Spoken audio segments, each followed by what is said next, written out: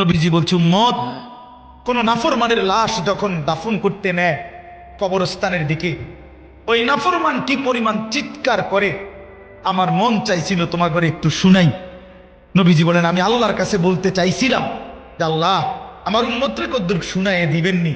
পরে ভাবলাম, উম্মত যদি একটা বার কেউ নাফরমানের চিৎকার শোনে, লাশের চিৎকার, আল্লাহ রসুল বলছে আল্লাহর কসম, তাইলে তোমরা কেউ দাফন করবা না, তোমাদের লাশ আর কাঁধে নিবা না। মানুষের লাশ তখন কুকুর বিড়াল খাবে, রাস্তায় পড়ে।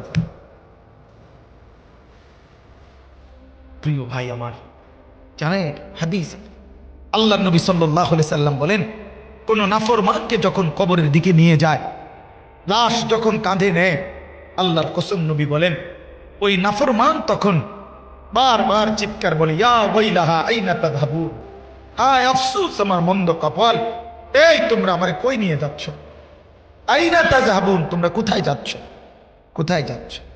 আল্লাহ রাসূল সাল্লাল্লাহু আলাইহি সাল্লাম বলেন, নবীজি বলেন, সে এত জোরে চিৎকার করে, জিন এবং মানুষ ব্যতীত আল্লাহর সমস্ত সৃষ্টি শুনতে পায়। ওয়ালাউ সামিআল ইনসানু লাসাইকা, এটা মিশকাতেও আছে হাদিস। নবীজি বলেন, যদি মানুষ একবার শুনতে পারত কোনো পাপীর চিৎকার, তো লাসাইকা, সাথে সাথে বেহুশ হয়ে পড়ে যেত।